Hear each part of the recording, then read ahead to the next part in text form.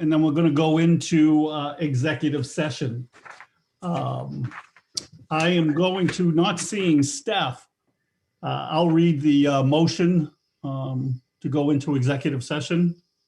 Move to go into executive session for union negotiations and strategy discussion regarding upcoming contracts for Local 379 MCOP of the AFL-CIO, the United Steelworkers Unit A and Unit B, and Union AFS-CME DPW, and the Board and Library Employee Union, and reconvene in open session.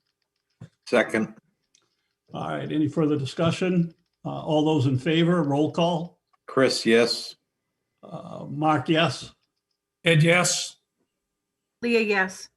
Okay. Everybody, we'll see you in about 30 minutes. Welcome back, everybody. It was a little bit longer than we expected, but we got a lot of work done. Thank you for bearing with us. We're going to go right into the agenda. Christina, anything from citizens input? No, thank you. Bill, we'll go to a COVID update. Well, thank you, Mr. Chairman. I'm going to introduce to you in just a few minutes from now our new Director of Public Health, who he did provide me with a report for tonight. I'll try and read it as quickly as I can. Just on the vaccination update, the state of Massachusetts has continued to build its capacity for anticipation of an increased supply of vaccine. As of January 28th, there were 496,103 vaccinations that have been administered in the state, 111,901 of which have been administered in the last 7 days. The majority of these vaccinations have been administered in a healthcare setting. As of February 1st, 2021, all groups in phase 1 and group 1 in phase 2 are now eligible to receive a vaccine. Therefore, residents over the age of 75 are encouraged to reach out to their healthcare physicians or visit www.mass.gov/COVID vaccine locations to find and register for a vaccine clinic. If you are a Foxborough resident and over the age of 75 and do not have access to a computer, feel free to call the Council on Aging for assistance at 508-543-1252. And we'll provide this information for Christina to put up on the website tomorrow. However, we do expect that a state-run centralized call center will be available shortly. We do have a call center in place, and I'll get that during my report tonight for Foxborough. To make an appointment at Gillette Stadium, you can visit www.cic-health.com or call 1-888-623-3830. The next order of priority is phase 2 of the state's vaccination plan is individuals over the age of 65 and individuals with two plus comorbidities. And more information on those groups will be estimated, and the estimated timeline is forthcoming. The town of Foxborough has applied to the Mass Department of Public Health for COVID-19 vaccine. The town recently received 100 doses of vaccine to administer them to the 75 and older population through a collaborative effort between the fire department and the Council on Aging. 50 residents received vaccinations on February 1st, and we expect another 50 to be vaccinated tomorrow on February 3rd. COVID-19 and testing update. Currently, the town of Foxborough is in the red category, which means the town's daily average incident rate is high. It's 52.6 cases per day per 100,000. And our present positive activity rate is high too. It's at 6.47%. Those numbers have improved slightly over the last 14 days. And when I checked our dashboard this afternoon, it was at 141 cases are active in the town at this point in time. The information was compiled as of January 28th, represents the case counts for the preceding 14 days. The state is currently in phase 3, step 1 in terms of reopening, and the state's reopening plan. The health department continues to request that all persons continue to maintain social distancing, wear masks while they are in public, and ensure that all frequently washing their hands and staying home and getting tested when you feel sick. This information will be updated on a weekly basis, and this information was provided to me by our new Director of Public Health, Matt Brennan, who has done a terrific job in a short time he's been here already. So I wanted to get through that quickly as possible. I know we have people waiting, but that's the latest information we have on the COVID-19 update, Mr. Chairman. Thank you. And going right into the Then introduction. That's where you need to take it. I'm sorry. Oh, go I ahead. thought I heard Go something. ahead. Yeah. Let's go right into introducing our new Director of Public Health. All right. So Matt Brennan, are you on? Yes, I am. All right, there he is. Okay. So good evening, Matt, and welcome aboard. I just wanted to introduce you to the Board of Selectmen. Matt joined us just about a week ago as a new Director of Public Health. He comes to us from the town of, well, the town known as the city of Weymouth, and where he was the Assistant Director of Public Health and lives in the city of Taunton. And we're really glad that he's here. Matt, if you just would give the board a brief overview of your background and your credentials, I think it would be great to hear from you. Go ahead. So thank you, everyone, for having me. I am very glad to be here and excited to start this journey here in Foxborough. I was the Assistant Director of the Weymouth Health Department. I had been there for, it would have been 10 years this May. So I have a lot of experience in public health. I am a Taunton resident, so this is very close to home for me. And I've been kind of searching for this opportunity, something like this to come up. And when it did, I'm glad I applied and met with Bill, and everything worked out well to become the Director of Public Health here. So thank you very much for having me, and look forward to working with all of you in the future. Great, thanks, Matt. I can see he's following with the Mike Johns beard too. By the way, I noticed that just a few minutes ago. So Mike and him are actually trying to have a contest to see who gets the bigger growth first. So, any questions from the board? Go ahead. Well, Matt, as chairman, I want to welcome you to Foxborough. Thank you, sir. Anybody else? Yeah, just welcome aboard. Thank you. Welcome. What a crazy time to be switching jobs in your role. Yeah. Thank you. All right. Thank you very much, Matthew. Nice to meet you all. All right, thanks, Matt. Next up on the agenda, we've got a new member appointment for the Cleanup Foxborough Committee. I see Tina on board here. I think I see Jennifer. I thought I saw her at one point. And I don't know, is AJ on? Or are you running it, Tina? I thought AJ was going to join us, but I don't see him. So I guess I am running it. All right, there you go. Your last official duty, I guess. So, well, I'm going to, help with this year's cleanup, hopefully. And, my term expires the end of May, but I had connected with Jennifer Riggs, who is on the call with us earlier this year. Jennifer had posted on Facebook about litter in her neighborhood, and she was organizing neighborhood cleanups. And actually, I think someone tagged me under her post, and we connected, and she is a willing volunteer who feels strongly about cleaning up Foxborough. And I'll let Jennifer tell you a little bit about herself beyond that, but she has, signed on, and I hope you will appoint her to the committee, because we could certainly use the help going forward. Well, welcome, Jennifer. You're a little sideways to some of us, but and you're on mute. I'm sorry, Jennifer, you're on. Oh, there you go. There we go. Am I sideways? That's strange. Am I the only one? No.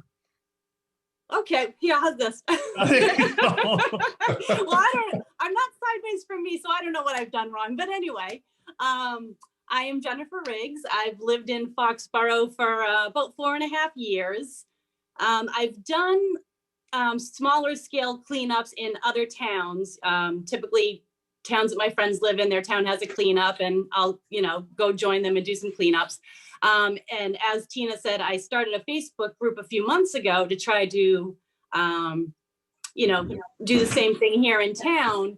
And of course, due to COVID, we hadn't really been able to do very much, but Tina reached out, talked to me about the cleanup committee and cleanup day, and it sounds like a perfect fit. So here I am, willing to join if you'll have me. Every once in a while, a square peg does fit into the square hole, huh, Tina? I am thrilled to have a new member. It's always great, as you all know, to have fresh ideas and new volunteers. And we may, I did speak with AJ earlier today, and he's thrilled also to have Jennifer join the committee.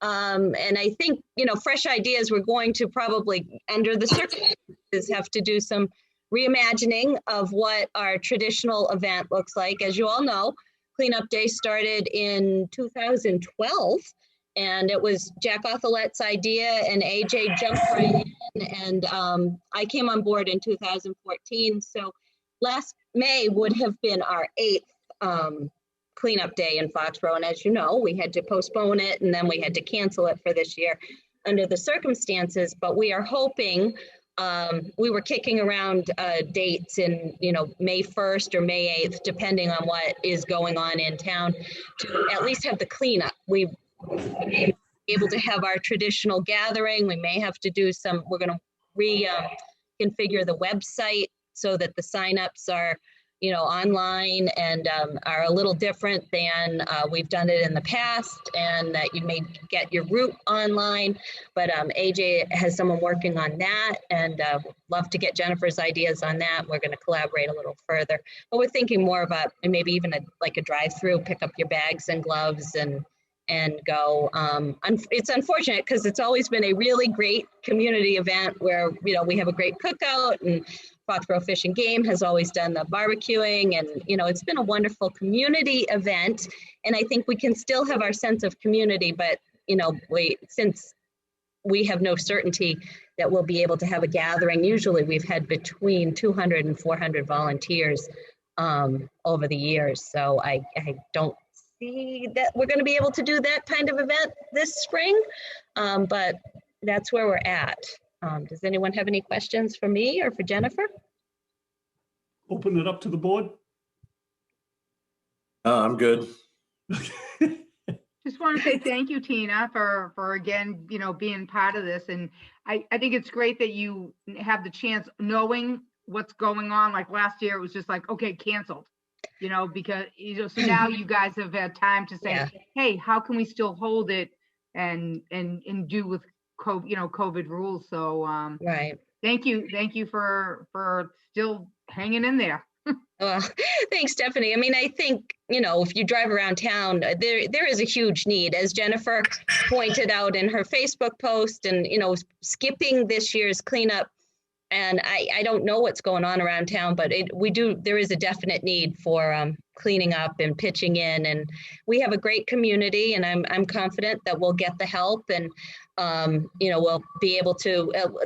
The key component of our Foxborough Cleanup Day is always the trucks and the trash pickup that people can, leave the bags by the side of the road, and it's all cleaned up by the end of the day. So that part, I think we are still on board with. We just have to reimagine some of our sign up and how that goes. And I know on the agenda tonight, it's just to get, it is not, I shouldn't say just, it is the welcoming of Jennifer to our committee.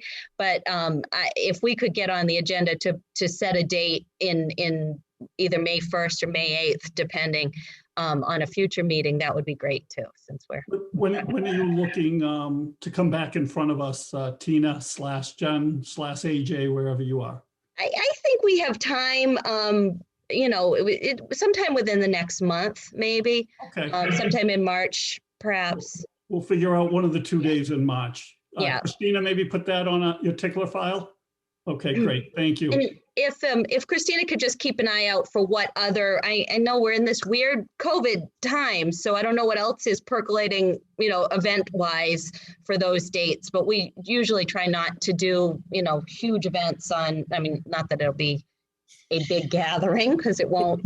Try not to do 2 overlapping events that would, pull people away. So. All right, great. Great. Well, I will entertain a motion, Leah. All right, motion to appoint Jennifer Riggs to Cleanup Day Committee for a term to end May 1st, 2022. Second. Any further discussion? Roll call vote. Chris, yes. unmute. Stephanie, unmute. Stephanie, yes. Mark, yes. Ed, you gotta mute too. Leah, yes, I'm losing my internet. Uh-oh. Hmm. Oh, Leah's gone.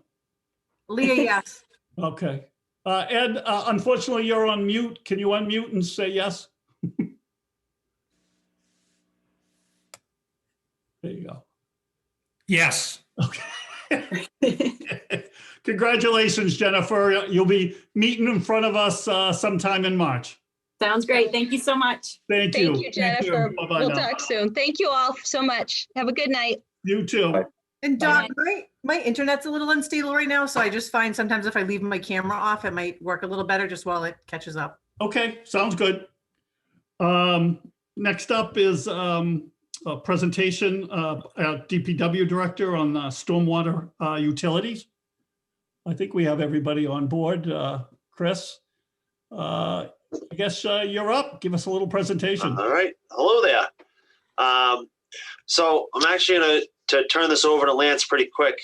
Lance Del Fiore is the town engineer and has been since last March. One of the things he took on pretty much right away when he started was the stormwater management for Foxborough, which includes all of our NIPDs and MS4 requirements. You know, and it's a pretty big undertaking. A lot goes into our stormwater management, which is regulated by EPA and DEP in Massachusetts. So really with that, I'm going to turn it over to Lance and let him take it. Right. Hey, thanks, Chris. And hey, everyone, good to see you all again.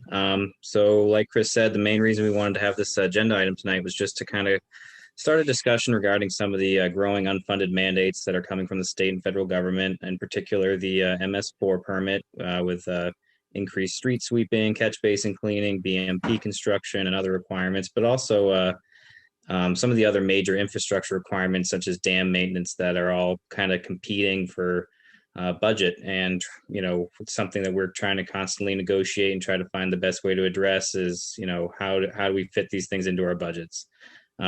So we're actually joined tonight by two other people, Michael Gillette, who was the former town administrator of Westwood for 33 years, and Carrie Snyder, who was an attorney and the advocacy director for the Neponset River Watershed Association.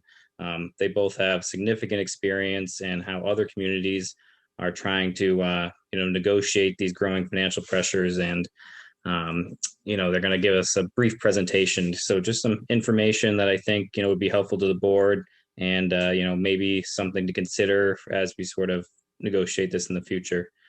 So I'm just actually going to hand this over to Carrie and Michael now and let them give their presentation. Great, Welcome. thank you very much. Lance, let's see, do I have the ability to share my screen? I think I do. So that's exactly what I'm going to do.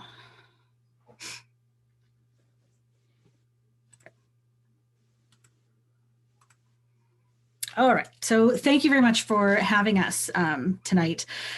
We just sort of wanted to do a very brief overview of stormwater and what some of the mandates are that that Lance mentioned, and why they're going to be increasing in costs for towns across the state, and sort of some ideas that some of your neighbors are considering at this point. So for those of you who don't know, when I say stormwater, I'm talking about any precipitation that hits a hard surface that's not soil. That water runs off and is removed from those impervious surfaces so that we don't have flooding. And it's removed through a stormwater management system that each town maintains themselves. And the water goes to the nearest water body to make sure that it doesn't cause property damage or public safety hazards. And when that water enters the stormwater system, it's governed by this MS4 permit, the municipal separate sewer system permit, which is jointly administered by the US EPA and the Mass DEP. So what the MS4 permit does in short is it has 6 minimum control measures that it requires all municipalities to do. One is good housekeeping. And so this addresses all of the municipal operations. So making sure that you have a stormwater system, making sure that that stormwater system is maintained in good order, that catch basins are cleaned out frequently, that the infrastructure is maintained. Also making sure that vehicle maintenance yards are maintained so that you don't have polluted runoff with fuel going into the system. Salt storage is covered, and that sort of thing. Towns also have to actively look for and fix any non-stormwater water that is going into the system. So this can be anything from spills, it can be illicit cross connections from sewer to, or from a house to the stormwater system, or leaks that you detect. So you don't just need to fix those that come to your attention, you actually need to actively look for them on a regular basis. Towns also need to make sure that any erosion during construction processes are minimized so that that sediment doesn't get into the stormwater system to clog it up. And towns usually do this by implementing bylaws and regulations that regulate development and redevelopment throughout the town. Towns also need to make sure that after that development or redevelopment is completed, that that stormwater system that has been installed is maintained in perpetuity, essentially. So towns need to make sure that they have a bylaw and regulation that gives them the legal authority to go after the owner of that stormwater system should it not be maintained. Otherwise, it's going to impact the water quality in town, and the town is going to ultimately be responsible for cleaning it up. The permit also requires towns to educate not just residents, but businesses about stormwater pollution and teach them good housekeeping, things they can do in their own home, pick up pet waste, make sure fertilizer stays on the grass and doesn't get onto the sidewalks or the driveways to be washed off into the stormwater system. And Foxborough, among the rest of the Neponset River watershed towns, does this largely by partnering with each other through the Neponset Stormwater Partnership. And finally, the EPA really wants towns to engage the public around all of their plans for stormwater. So everything needs to be transparent. And that's why all of your reports are up online, and the public can provide feedback on those. So that's just very briefly the technical things that every permittee, every town needs to do. And this is important because what goes into that stormwater is very consequential. So that those nutrients, the fertilizer, the leaves, the bacteria from pet waste, all of that gets washed into the stormwater system really affects the water quality of the surface waters throughout town.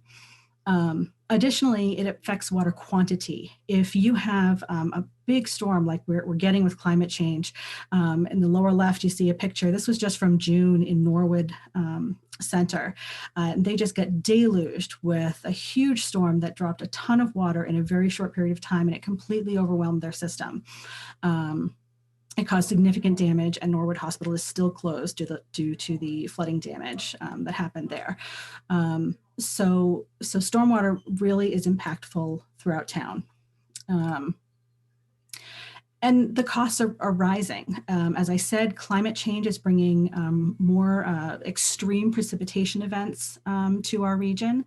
Our systems are old. We've been around a long time in the Northeast, and our infrastructure simply wasn't built for a lot of these storms that we're starting to see. Additionally, each permit that comes out lasts for 5 years, and each iteration imposes more mandates on permittees. It's more prescriptive. And so I do expect that the next MS4 permit is going to require even more. So currently, Foxborough's needs estimate is about $500,000 per year.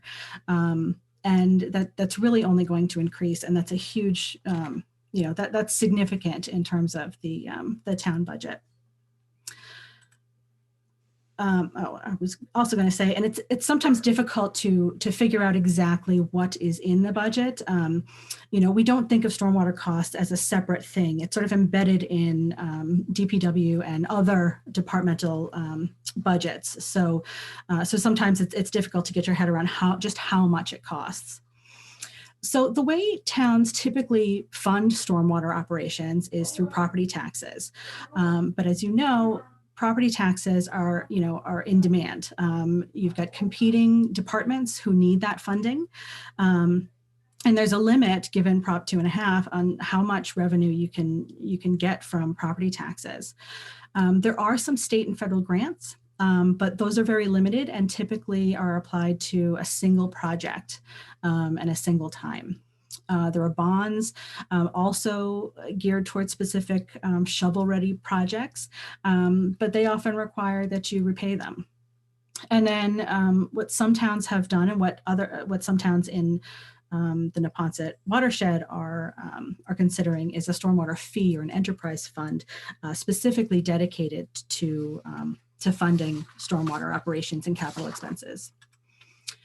So what a stormwater fee or enterprise fund is it's largely dependent on impervious surface. So it's a user-based fee. It's analogous to a water and sewer fee. You are paying for the system that you're using, the amount of stormwater that you're contributing to the system. And the funds can be used for both operational costs and capital costs. Towns have approached it in different ways in terms of how they set the fee. And I wasn't planning on going into detail here because I was just going to do an overview, but the MAPC has a toolkit that they have designed that helps towns sort of think about the types of things, the way they might want to set up a fee. The benefits are it's dedicated. You're paying for what you're using, and you're getting everybody who uses the system to pay into the system.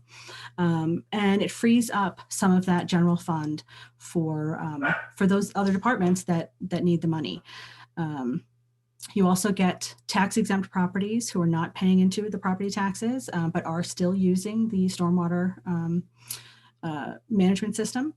And you can create credits that can incentivize large impervious owners to sort of retrofit their impervious surface and treat their stormwater better. So currently 22 cities and towns have implemented a stormwater fee in Massachusetts. In our watershed, we have Milton. They implemented theirs in 2016. And as you can see, this is as of November of 2020. And I do know that there are several other towns in this area that are considering it because these costs are really getting overwhelming. So at this point, I'd like to turn it over to Mike, who is going to talk some more about some of the benefits of this funding mechanism. Thank you, Carrie. So the main point of the remaining presentation is that creating an enterprise fund and fee for stormwater management can have a significant impact on the quality of that service and the funding of all other services in town. Funding of stormwater management is through the general fund usually, and it results in several shortcomings. Drainage systems, unlike water and sewer operations, are generally not well maintained, which results in problems and failures that only emerge when heavy storm events occur. Expanding the cost of meeting the federal requirements for dealing with the quality of stormwater runoff will further strain, as you saw, $500,000 a year, access to limited general funds. So it's inevitable that communities will have to determine if they will continue to fund drainage with general fund or other at the expense of other services, or establish a new funding source, such through an override or user fee for utility. Enterprise funds are generally established for water and sewer utilities. And in those instances, annual revenue and expenditures are accounted for separately. The funds remaining at the end of the fiscal year are retained as retained earnings. The user fees are calculated to cover the expected annual operating costs and capital investments for that service. The annual revenue is not limited by Proposition 2.5. New development can be charged a connection fee and/or impact fee. Capital investments are usually funded within the enterprise fund. So these services are usually funded at an appropriate level, unlike drainage.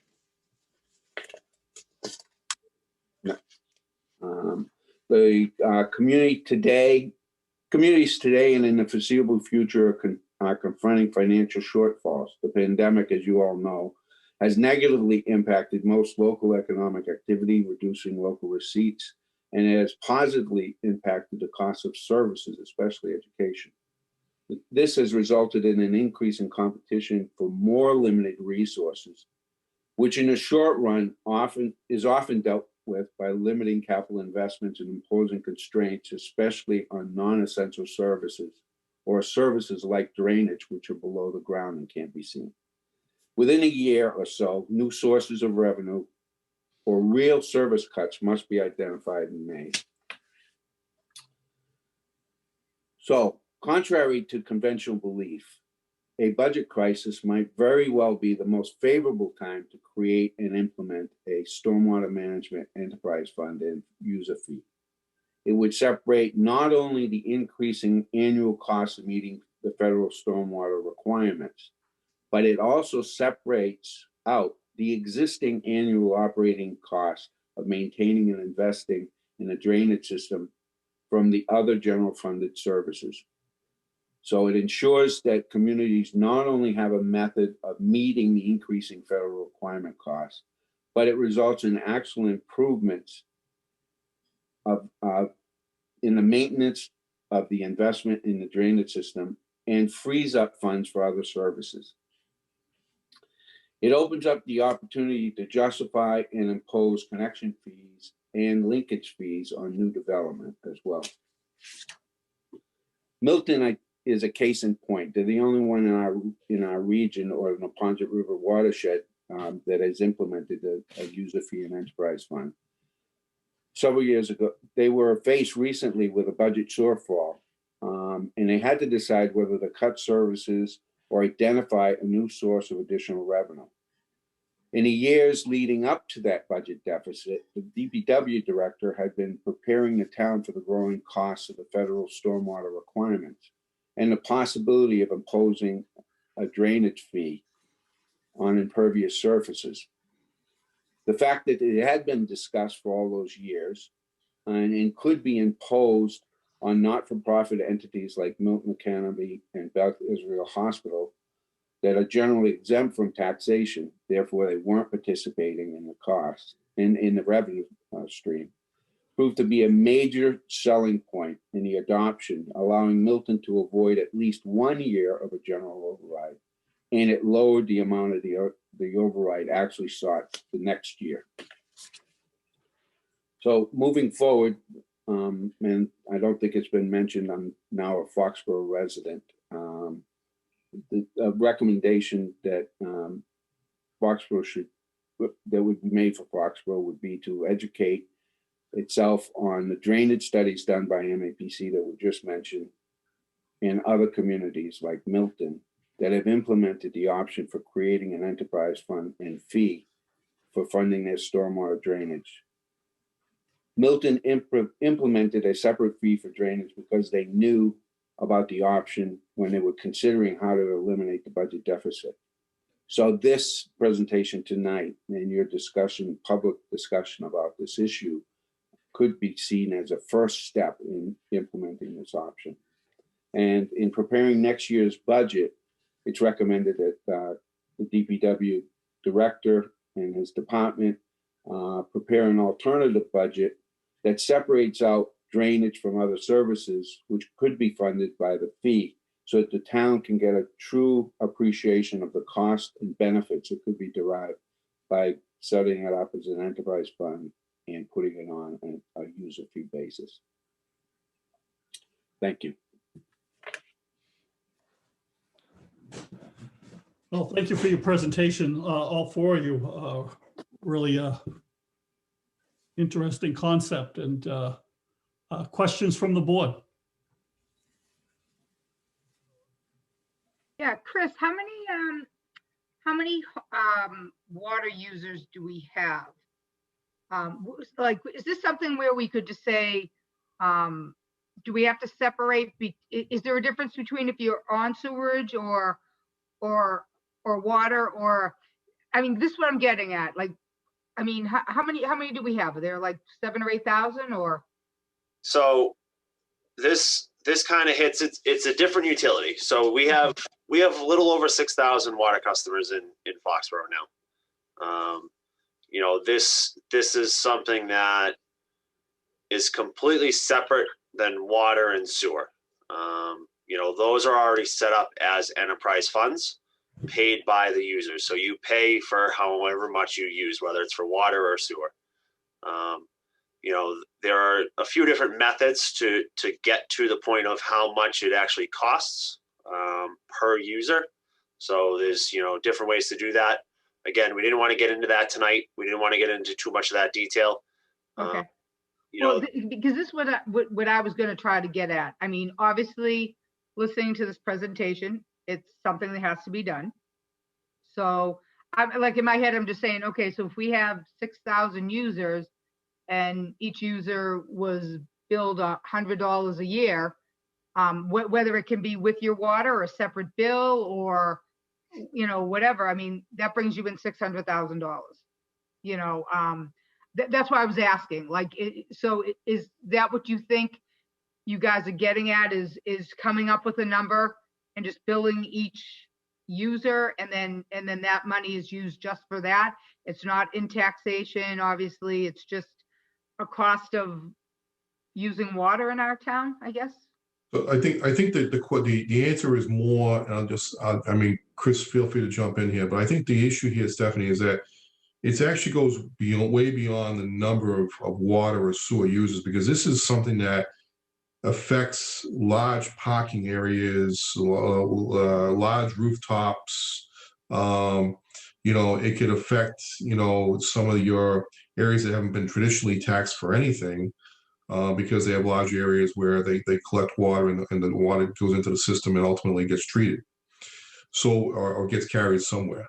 So I think the issue for us here is we're simply looking for solutions right now, because it's something that the federal government is more or less imposing on every city and town in the Commonwealth. We talked about this probably about 3 years ago, Chris, if I'm not mistaken, right, when it first came out, when the new NIPD's requirements came out, but yet then it got put off a little while, and then and now they're looking at reinstating it now. So I think we're at a point now where we really have to kind of look at some real options. So this is an option that is starting to take shape, as was pointed out in the presentation earlier tonight, that several communities are looking at this as one way of funding it.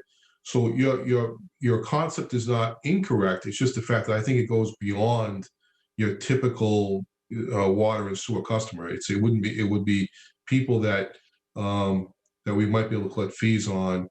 And it's primarily because of the amount of impervious surface that in or around their various properties. So, and there's different ways to which to address that. You know, we could really cap out the amount of cost annually for each size, because you don't want to overcharge people either. I think that's the other side of it too. You want to be careful about that.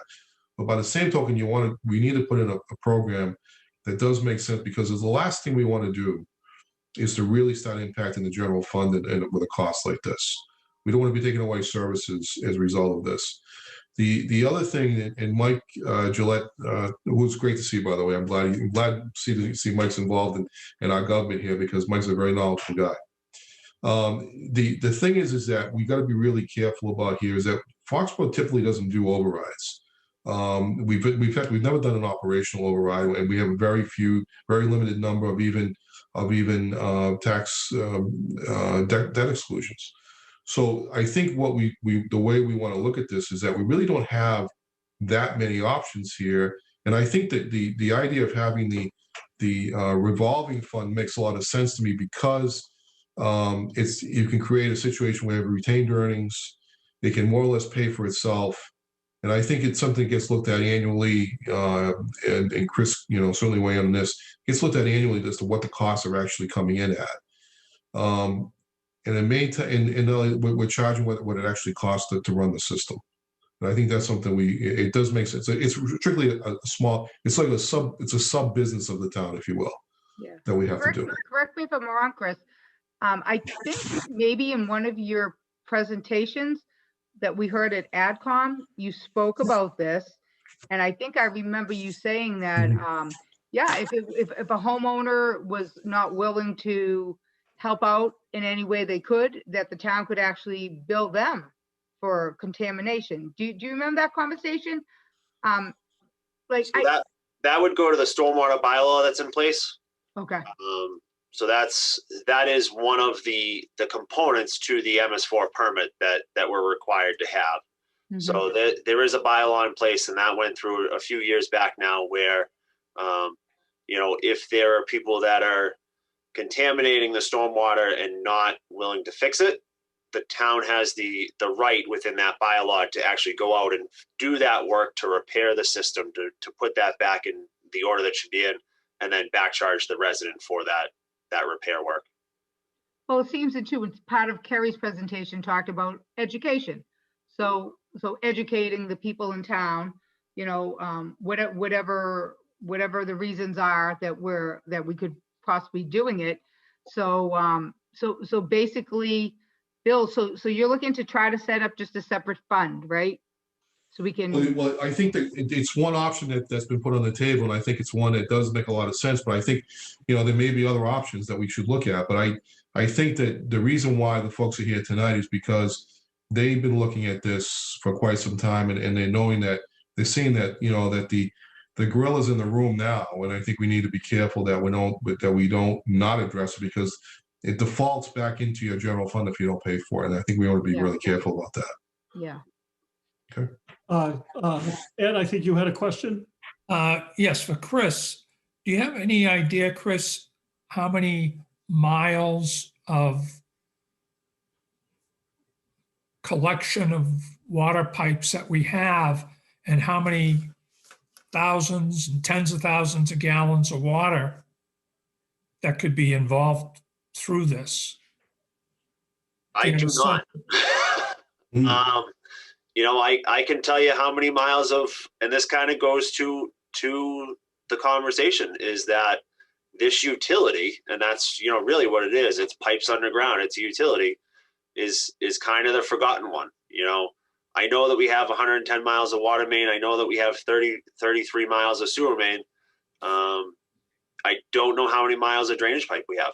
Okay. I do know we have, 2,200 catch basins, because we have to clean those on a regular basis. So I know what that is, and I know what it costs to clean those. And that's, some of the numbers that Lance pulled together to get to that $500,000 mark. Include stuff that we currently do. Some of it with our own forces, some of it with contractors. But those kind of how those numbers have been built so far. We know when it breaks, right, Chris? When it doesn't work, we know we have a problem. So, but some of these systems could be 50, 60, 70 years old in some cases, and Chris, and it was identified in the presentation that at least with this water and sewer enterprise, it's maintained on a regular basis. And I think this is an opportunity for us to actually properly maintain the drainage system, which is something that hasn't been really followed or taken care of for years. And we're no different than any other city, town in Massachusetts, or even across the country. It's just one of these forgotten systems that really needs to be looked at. So, well, into that, the water and sewer are, for all intents and purposes, sealed systems. They're underground, and unless you're connected at your house or property, you don't have access to it. The drainage system are the grates on the side of the road. They're the detention basins in the subdivisions. They're the wetlands, the streams, everything that feeds into it. It's an open system. So, the pipe network that, feeds that water, that storm water, a lot of times you end up with all that debris in that pipe network. And until it floods somebody out, you don't know that it's broken. So that's kind of the goal, is to move this utility forward as it probably should be maintained. And that's what DEP and EPA have done. Now it's on the users, the towns, to actually find a way to fund that, because they've told us what we have to do to properly maintain it, but there's no money coming from them to do that. So we do have an answer to your question, Ed. Now was that we have about 50 miles of stormwater pipe installed throughout town, and it's in varying degrees of maintenance, because as Chris knows, when it breaks, we fix it, but then, but that could be repaired to an older system all the way through. So it's spot repairs that come to fruition when we need it.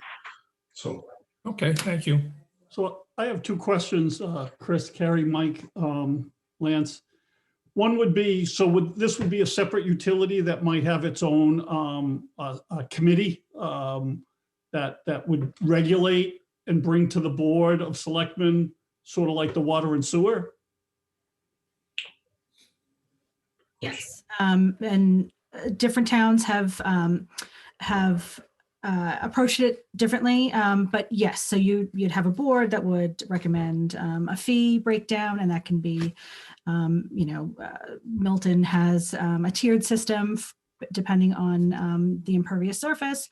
Ashland has a flat fee for single family homeowners at, I think, $35 a year, and then increasing rates as you get into larger commercial developments that have much more impervious. It's covering this third water utility that gets forgotten. And I guess my next question would be, I think the next step potentially would be, I think you guys great bringing to the attention the importance of this potential utility, the forgotten utility, but maybe coming up with a plan to bring before the board with actual, maybe some penciled in figures on how we could fund this. Yeah, and we have been working with MAPC, who would be happy to come, talk to staff, Chris and Lance. Milton has also expressed willingness to help sort of talk through their process as well. So yes, we have plenty of tools, and we're very willing to sort of help figure out how much impervious and how this might work best for Foxborough. So Lance, putting you on the spot, sort of, since you're running with this a little bit, take something off of Chris's plate. What would your next step be? What would you want to see the next step to be? So yeah, in my opinion, I think, it'd be worth sort of exploring what a fee structure might look like for Foxborough, to not overburden the residents of the town, and just looking at those sort of impervious area numbers, and seeing how, just like Mike suggested, doing sort of an alternative budget for the next budget season, and just seeing like what that would look like in terms of impact to our current budget. And I guess Mike and Bill, that would require obviously coming in front of the town and as a warrant item down the road once we maybe approve a plan. That's right. It'd be presented as a warrant article for consideration by the town. Does it require a ballot question on this, Mike, or my experience is that an enterprise fund needs to have a vote of town meeting. That's right. The fee doesn't. The fee is part of the enterprise funding, but the creation of an enterprise fund does need to get town meeting approval. Fair enough. Okay, thank you. You want to research that a little bit more, Lance? Maybe sometime down the road, come back in front of us with maybe a tentative plan? Yep. No, I think that sound good to the board? It does. Yeah. Yeah, that'd be great. Thank you. It was a great presentation, Carrie, Mike. We really appreciate your input, and Lance, Chris. Yeah. When you think you have a plan put together, let Christina know, and we'll get you back on the agenda. Will do. All right, and Mike Gillette, I just want to say thanks for volunteering to be involved here, because we're not going to let you get too far away or take too much time off in retirement, Mike. We want to incorporate into the fold at some point here in this town. So because you're too talented to wait to keep on the sidelines. So All right, Bill. I'm That's glad- why we roped him into our board. That's right. Yeah, Well, I think- That's right. I think Well, thank Lance you is all smart very enough- much for having us. You're Thank you. welcome. I think Lance is Thank you. smart enough to use Mike and Kerry as a great resource. Right. All right, thank you very much. Have a good night. Thanks, All right, Mike. good night. Thank you. Chris, Good I night, guess you're guys. not going very Hey, far. gals. Not going very far. All right. So next up on the agenda is the Sharon Gallery sewer potential purchase. I don't know, Chris, if you're going to make the presentation or Mike. I saw So Mike was on board.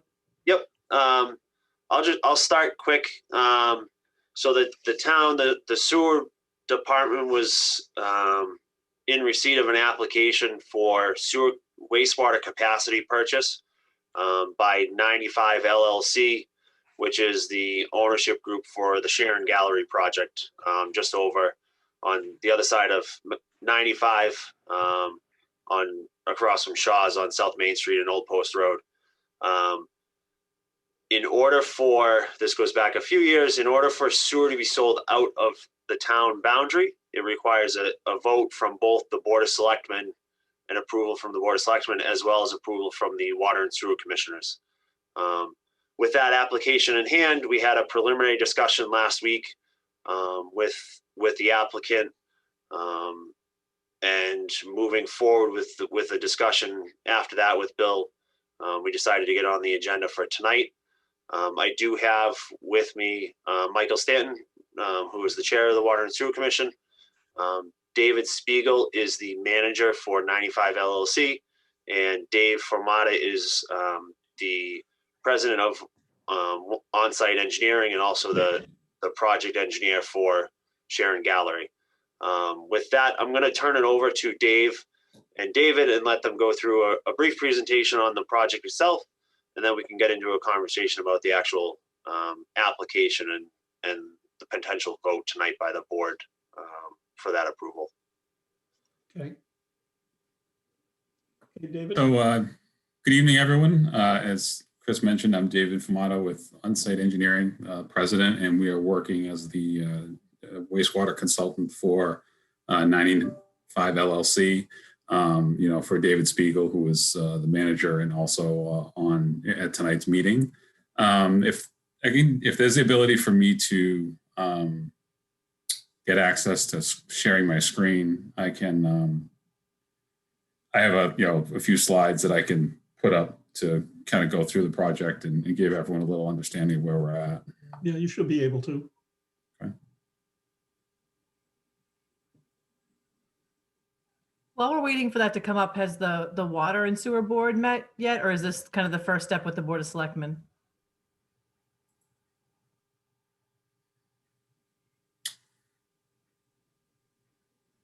Hello, can you hear me? The Board of Water and Sewer Commissioners have endorsed this. Thank you, Mike. Can everyone see that? Yep. Awesome. Okay. So let's.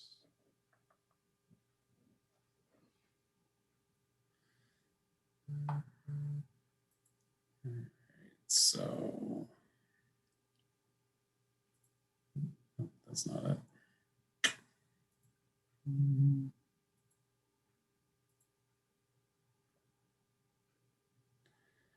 Yeah, hang on a second here. I pressed the wrong button. I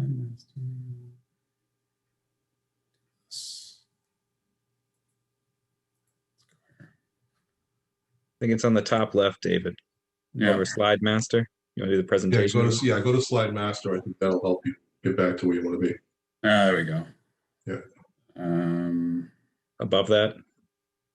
The problem is the stupid bar's in my way. There we go. There we go.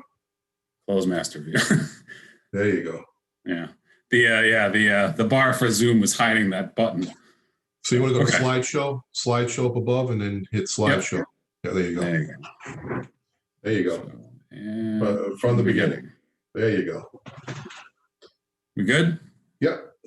Awesome. Thank you. All right. So as Chris mentioned that the project that we're looking to tie into your municipal sewer system is Sharon Gallery Lifestyle Center. It's a mixed-use development in the town of Sharon. And as Chris mentioned, it's off of Old Post Road, just off of the South Main Street 95 intersection, essentially across from where the Shaw's is.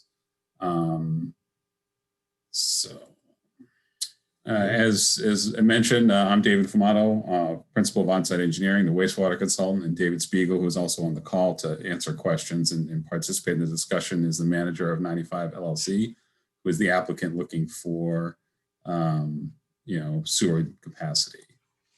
So the center itself is, if you can see, this is 95. This is Old Post Road, and for reference, over here would be South Main Street and Shaw's. It's essentially going to be developed in kind of 3 phases. This area here is going to be primarily retail. There is a little bit of mixed-use residential in this building. This area here is another phase of dedicated residential. And then back here along 95 with good visibility is anticipated to be a big box retail store, typically BJ's, Costco's, stuff like that. As part of the retail, the envision is, this side of the site would be a chain grocer, and then, some varied typical, stores that you might anticipate for a mixed use type retail development, Panera, that type of stuff, with these remaining buildings. In terms of the capacity of sewage that we're looking to purchase from Foxborough, in terms of breaking down in those development phases, 8,700 gallons per day from the grocery, that excess retail, and then the small amount of residential. The residential, that's the phase 2 part, is about 21,000 gallons per day, and that's 156 2-bedroom condominium units. And then the big box store, which was then that phase 3, is about 5,000 gallons per day. And the total capacity that we're requesting is, 34,764 gallons per day. In terms of the development schedule, obviously this is a very large project that's going to be constructed over many years, phased essentially. So all that flow isn't going to be, available come day one. So there certainly is some interest in discussing phasing. And I think that also maybe lends itself towards some incremental, if there's any work that needs to be done within the Sharon collection system. Obviously these flows aren't all going to come down the pipe instantaneously. So there's the ability to maybe do some phasing with that as well, if needed, to make sure that, all the markers are met. But, in the first 18 months, we envision that the big box anchor will be built. And then that initial building with the retail on the first floor and the residential units on the second floor, that these 2 buildings will probably be built and occupied first. And so that corresponds to a flow of about 7,400 gallons per day. And that, we anticipate, breaking ground in the near future, and within 18 months having that stuff ready for occupancy. Between 18 and 36 months, another 11,000 gallons, which would essentially be the grocery store coming online. That's probably going to happen more towards that 24-month marker. And then as each one of those residential buildings that I had on the previous slide, you can see there's several residential buildings here. The goal is to build those individually. So as each one of those come on between that 18 and 36 month, you envision that you'll have an additional 48 2-bedroom units coming online at one time. But that total, so that, the first phase of that would be towards the rear end of the 36 months. And that would be getting you to that total of about, 11,000.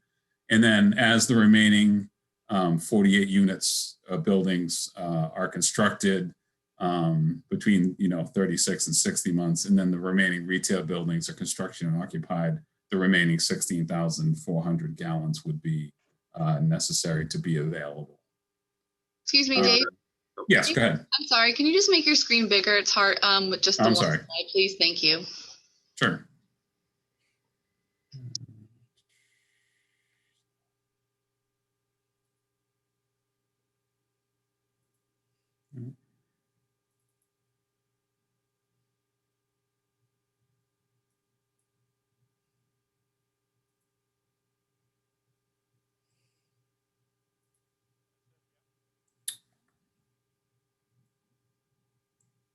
What's happening here?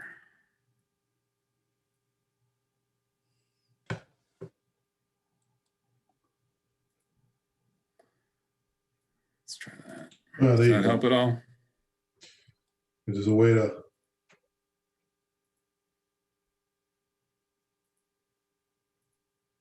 Seems like that's as big as it'll let me get it for some reason. Do our TV guy is telling us to do swap and presentation view. Under the Zoom stuff. Sorry. No, for your presentation.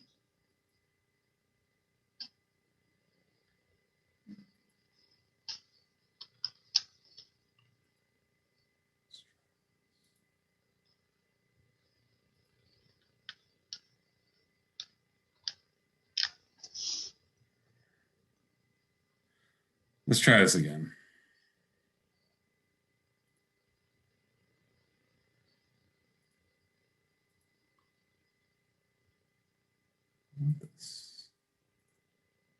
There we go.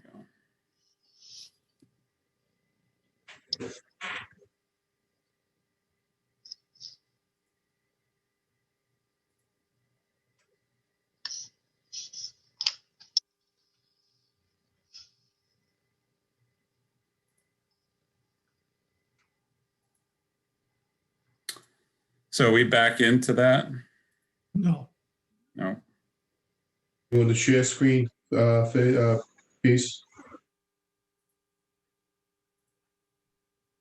At the bottom of the screen. Yeah.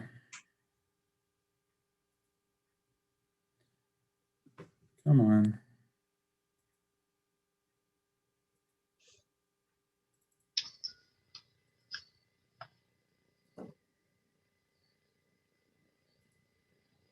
Sure. There we go. That's it. Perfect. There you Thank you. Better? Perfect. All Yeah. right. Much better. Thank you. All right. So you guys are seeing as me scrolling through this? Yes. All right. Sorry about that. So, yeah, why don't we go back here if this helps a little bit? Yeah. So this area, just to kind of represent, this part of the site is the mixed use, mainly retail. This building right here would be some small residential, grocery store. This area would be the big box store. And then this part of the site here would be the residential.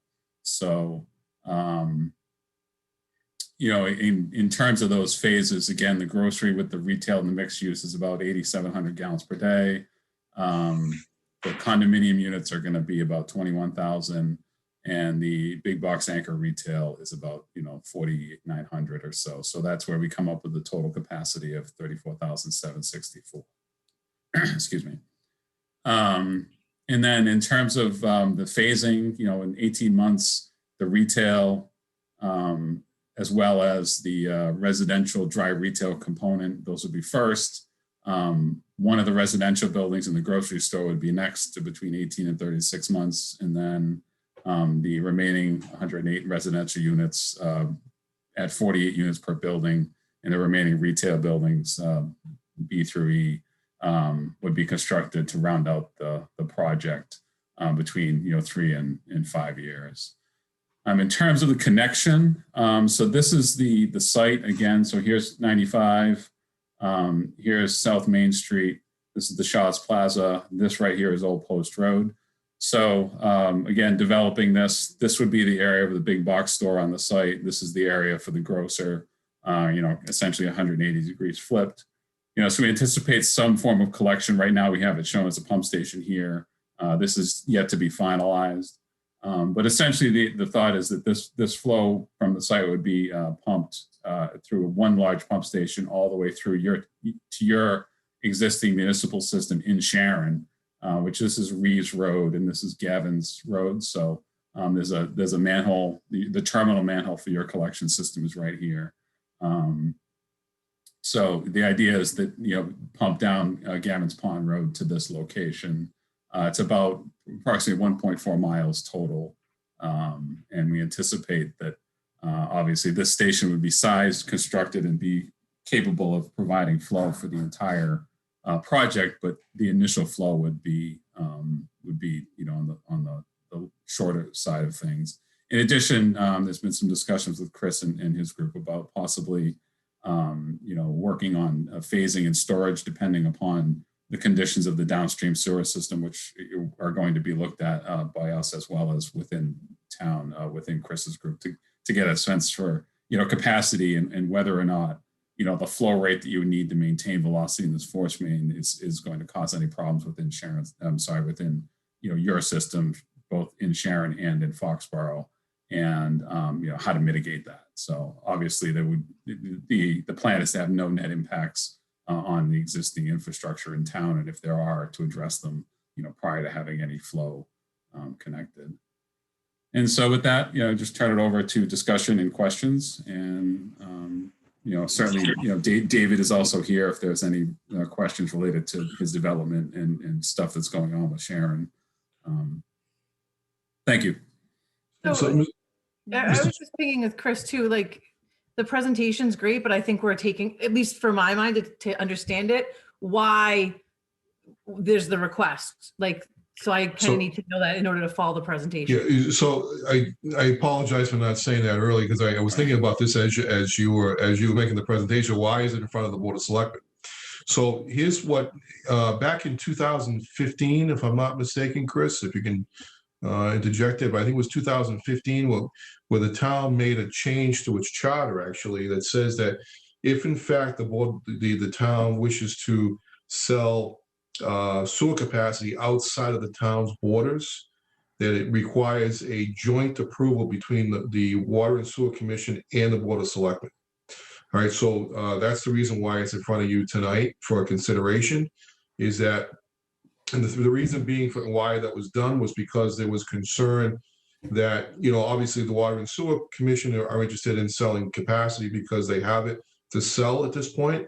But the idea was to have the selectmen involved because they want to make sure that nothing hurts the town on the bigger picture in terms of overall development needs, things of that nature. So I think that's something that I do believe that Mike and his team have been able to address as well. Mike Stanton, rather, to address that as well, because that's obviously a concern I would think that you would have. Are we selling ourselves short by selling this capacity to Sharon at this point? But I think it's important to note that this capacity that they're looking to acquire actually came from Sharon in the first place. And maybe I can have Chris speak to that more specifically. But this was capacity that was acquired through that the town bought back from Sharon just a few years ago at a very low rate, and then obviously, we're able to sell it, and then now we can sell it at a more substantial rate, which actually is beneficial for the system here in Foxborough. But Mike, do you want to, or Chris rather, do you want to address that more specifically? If I can, I think just touch a little bit on what Leah may be getting at. And David and Dave, let me know if I speak out of turn, but as they were working through the permitting and the design of their project, they had to figure out what to do with the wastewater. So they worked through an on-site treatment plant to deal with that sewer, where it would be a privately owned treatment plant, discharge within the site and leach back into the ground within the property.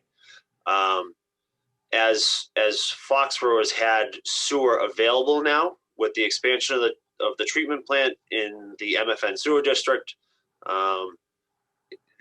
David has seen a long-term benefit to getting onto public sewer versus having his own treatment plant. There aren't many people that want to be in the sewer business. I don't know why. It's a good spot to be. But so I think David has seen a benefit to that, and with the capacity available with the pipe network on Gavin's Pond Road in Sharon, approximately, really just around the corner from this site, they submitted the application to the sewer department, to the water and sewer commissioners, to make that connection to the town sewer and to buy that capacity. The way Foxborough works is, if you want to connect to sewer, you buy your capacity in the treatment plant. and then that is your capacity for forever. So it's a one-time fee. It's a one-time capacity fee.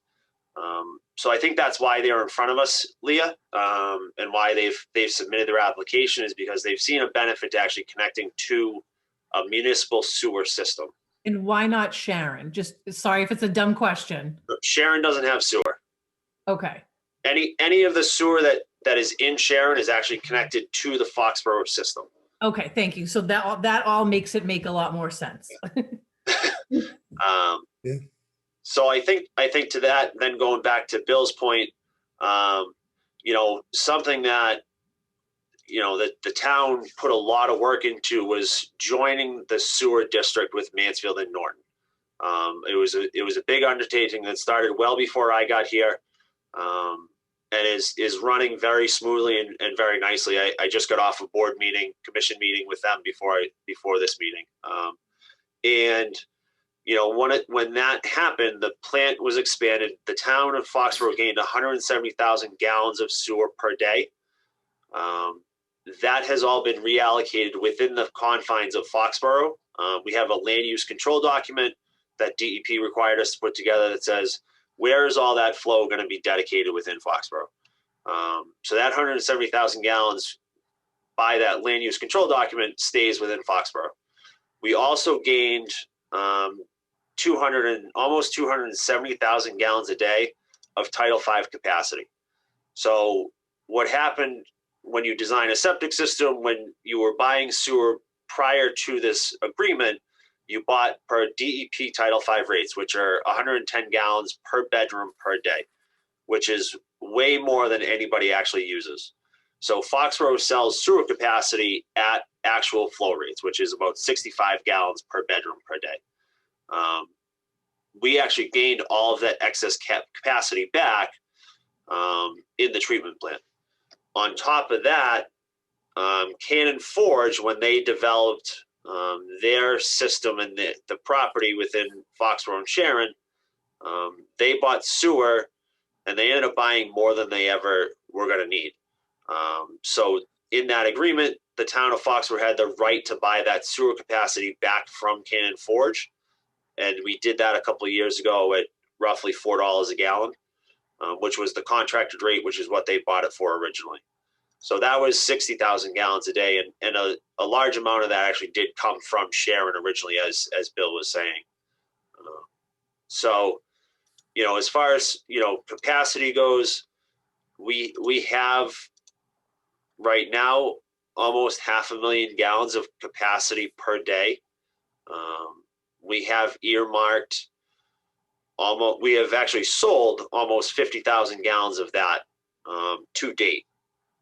The Domain project on Fisher Street was a large portion of that at 33,000 gallons per day.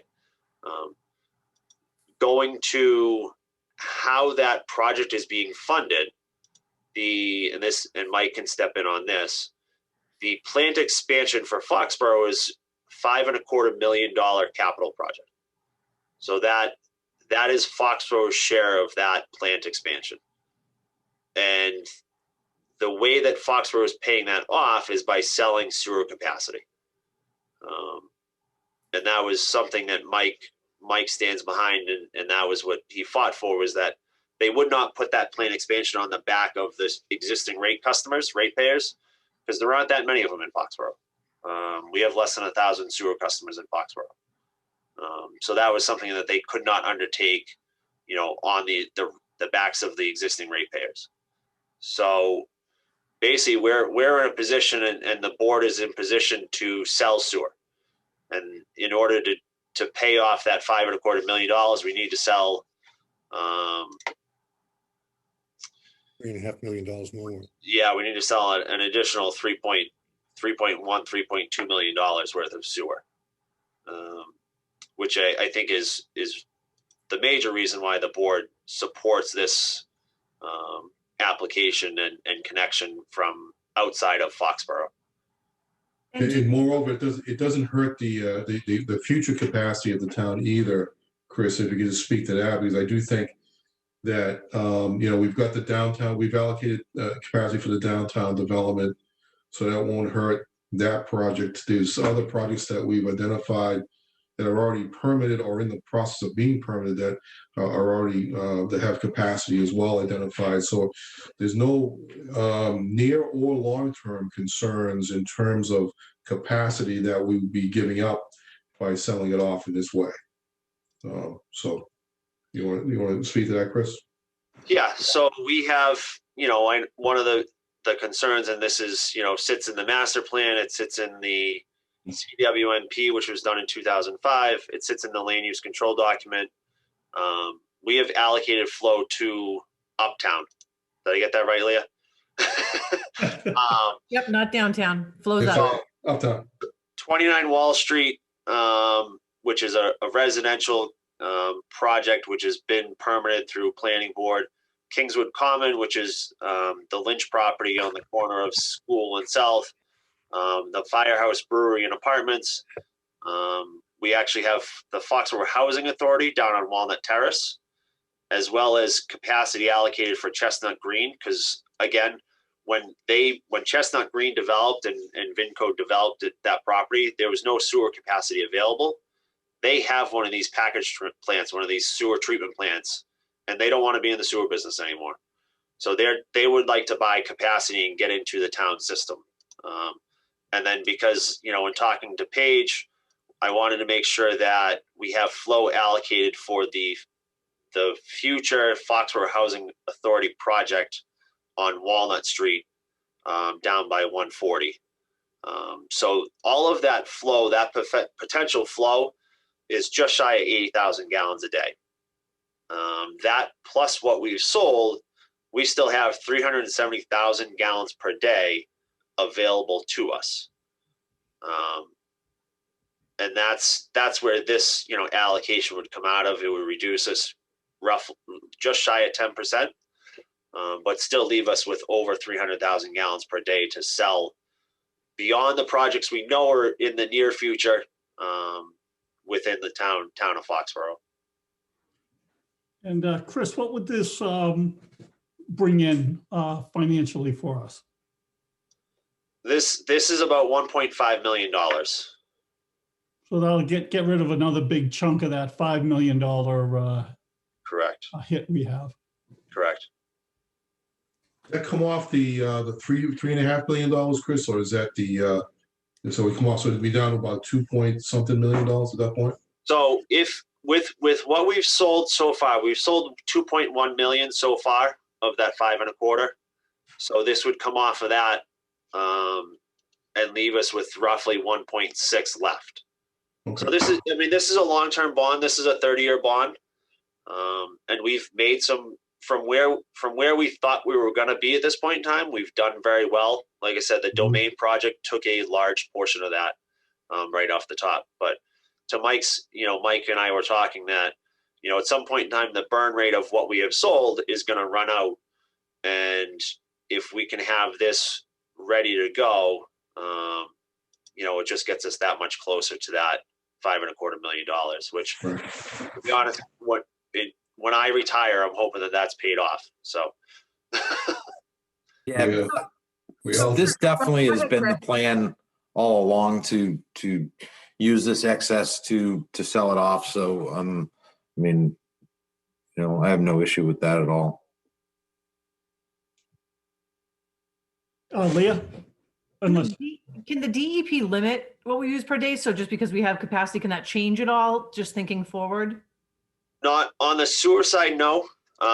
We have the sewer district now regulates how much flow goes through that plant. When we hit 80% of capacity in the plant, we'll have to go before DEP put a plan together to expand the plant again. That's a 30 to 50 year project before we get to that point. So this is all previously allocated flow, so it's available to us now until we go through it all. And is there any downside to residents, anything that you can think of, maintenance down the road, costs that we may not think of, just anything that the board has to consider on the other side? I think what this does is it's a benefit to the existing ratepayers, actually, you know, to that point, to the residents of Foxborough, because what will happen and the stance that the board took and at the time was that this would not go on the back of the existing ratepayers.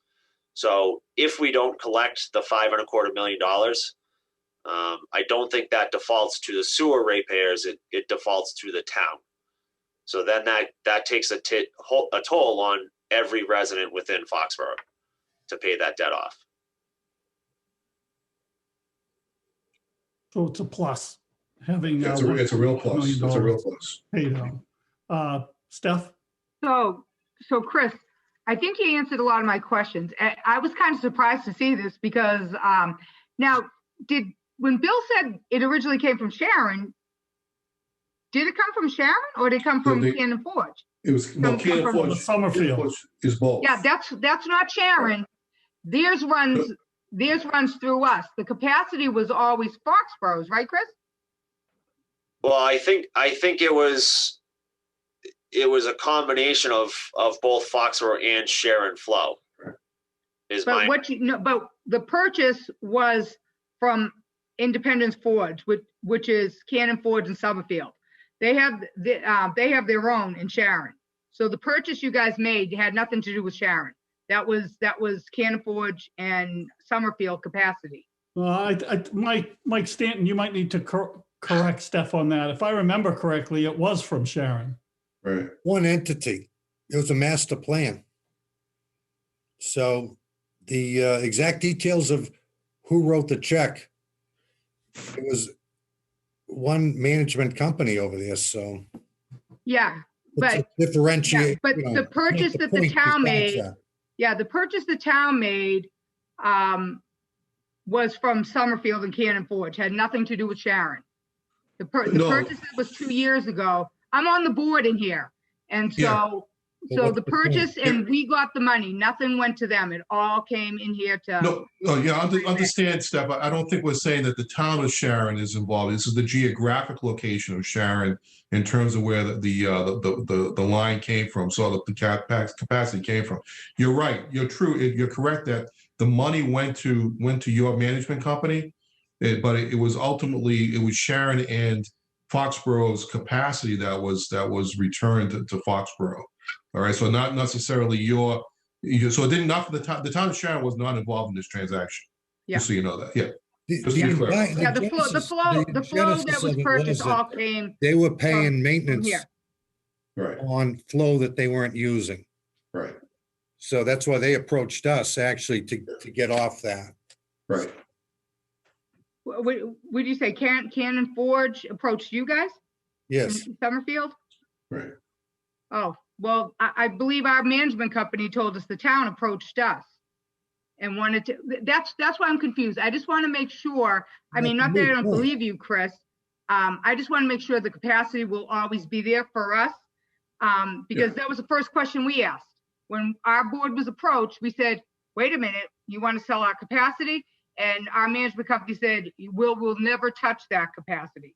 So, and it was actually $5.07 a gallon for 60,000 gallons a day that was purchased from Cannon Forge in Summerfield, which is our IFA, which is our mutual, I can't remember what they call their board there.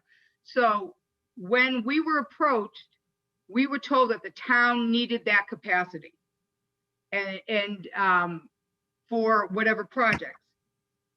Now, Mike, you're looking at me. I'm on the board in here, Mike. I know what was told to me. I'm trying to think of the fellow's name over there at Ron Horning. They didn't want to pay for it anymore. They were built out. We bought it back. It was a good. No. But what I'm saying is the reason why we were told was that the town needed the capacity, that there were projects coming up. So, but Chris, to that point, Steph, with the plant expansion as well as that excess Title V capacity, I don't remember any board meeting on the water and sewer side where we reached out. It was in the agreement that when they originally bought that capacity, that the town could buy that back if the board if Cannon Forge, Independent Yeah, Forge did not need absolutely. it anymore. So Absolutely. But no, so my point is what you're saying is that the town got another 170,000 gallons by the new treatment plant? Is that what you're saying? So the town, correct. since the purchase, the town has gotten more capacity. We actually got that. We got that first before we bought the 60,000 from your association. Okay. Well, no, I'm just saying that's what was told to us. We were told that the town wanted to buy it back, that there was, the uptown was going on, what was going to go on. I just want to make sure that we're never going to be in a position that we don't have enough capacity for our town. And so, and what are we selling it to? I didn't see anywhere in the document what we're selling it per gallon to the Development-SHARON for. We sell, our sewer sells for $43.21 a gallon. Awesome. And Chris, is there any kind of timeline that we reevaluate this, or is it just, I didn't see any kind of timeline in here on the vote or in the agreement, unless I totally missed it. No, I think, something that would happen, if the selectmen approve this, then myself and the water and sewer commissioners would work with David Spiegel and Dave Fermata as far as when they need to buy it, as he showed in their phasing. Some of that project is projected, 3 to 5 years out.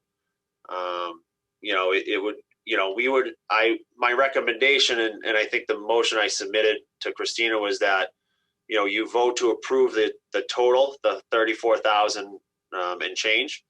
And then, I would work with the developer, with David, on the phasing of when they actually buy that capacity. Yeah, so that's what I see in the motion, is just the kind of general, but not like the financials or the time or any of that. So, I don't know if that's, we're approving the concept, not the details of the agreement, basically. Yeah, and I think that's, something that, the water and sewer commissioners and myself and Roger before that, that's our job function, is to, when Forbes Crossing came through and applied for more sewer capacity, we did that in a phased approach, where as he was issued building permits, upon issuance of building permits, the payments were due. So I think that's something that internally, as our job functions, we would work on as we move forward. I'm happy to report back, if there's a positive vote, when we have those agreements in place, report back to what those agreements are. So go ahead, Mike. Go ahead, Mike. Stan, you're going to say something. And it's all metered. So should the way we do even Forbes Crossing, they bought a certain amount of capacity. It's all metered. Should they exceed that, they have to pay for more capacity. So everything that here will know exactly what's coming out. That makes sense how you explain it, Mike. To us who don't understand sewer, it doesn't, but now that does. So thank you. Yeah. And it's not that I'm against it. I just wanted to make sure, I have a little bit of background of the town purchasing from us. So, and we were told that the town needed it. So that's all. I'm not. Oh, we can always use it. Yeah. And absolutely. Hey, look, at the bottom line here, we've got a ready, willing, and able purchaser. I represent the ratepayers, and this is a huge win. So I would urge the board to vote in favor so people can spend earnest money doing the engineering studies and everything else. And, there'll be a side letter agreement or something consistent with our current and past practices. So the town's protected. But the bottom line is, this is de minimis. It's compared to what we have for the future. The Board of Water and Sewer Commissioners is not going to be faced with the question of, why the hell did you sell all the sewer to Sharon? That's not the case. We will be lucky to, in our lifetimes, to go through the remaining, say, 350,000 gallons. It's just not there. We're not applying betterments. The genesis of this, when we first went into it, when Bob Swanson was here, we needed our heads examined when we agreed to go and not impose betterments on anyone. The first task was to look at our collectors and interceptors, where they were near commercial developments and things like that, because we know that commercial owners on sewer puts liquidity into their real estate. They were the likely buyers. And even back then, I mean, I believe David Spiegel, through contacts, we've been talking about this off and on for 5 years. So that, the Shaw's Plaza, all this stuff we had to look at. In fact, originally, with our allocation in the regional, we were going to sell some to Easton, the town of Easton, and then Mansfield looked at that and felt it was more advantageous for them, so they scooped that out from under us. But here we are, and we've got to pay this, and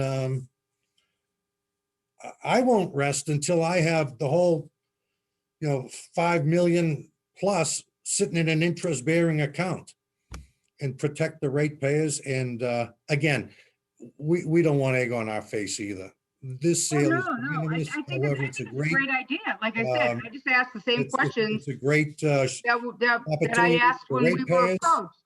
And also, Mike, so basically what you're saying too, when we can get rid of that 5.5 million, so you think the sewer users will see savings? Because in the last 2 years, our sewage in here has doubled the cost. Yes. It just, so I'm guessing, is that why, Chris, once that plant was built? Well, there's two pieces here. One is the cost of entry to the plant, and the second is the cost of treatment and depreciation. So, I mean, this is no different than the prior discussion we had about wastewater. This stuff, depreciation's a real cost. Where the rates could step, where the rate's going to be. I mean, we do 20-year budgeting. We work in depreciation and this and that, but you can really only go 3, maybe 5 years out. Yeah. And I'd like to. And actually, the sewer rate is independent of what we sell here. We're on the hook for this win-win. I'm all for it. Of what's already there. You know what I'm saying? I mean, maybe I'm not. We could actually spend a little more time on that, but you've got an existing plant that was upgraded.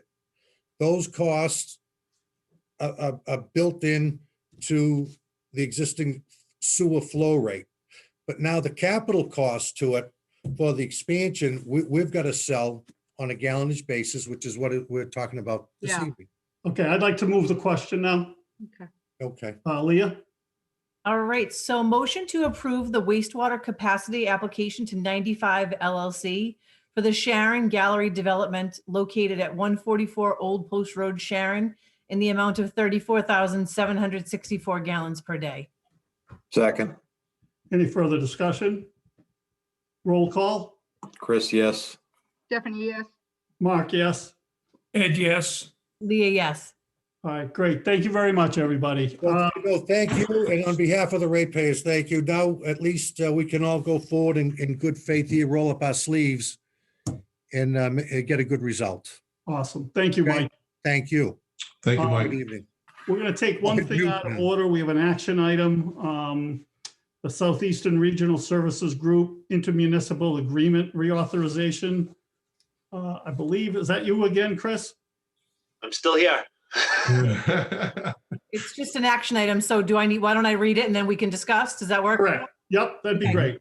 Motion to reauthorize and amend the intermunicipal agreement that created the Southeastern Regional Services Group, SERSG, so as to extend the term of that agreement for a period of 25 years from February 1st, 2021, subject to any rights of termination or withdrawal, with all other terms of the original agreement remaining in place without change, and to authorize the town manager to execute any documents where necessary for the purposes of this vote. Second. All right, any further discussion? All right. Chris?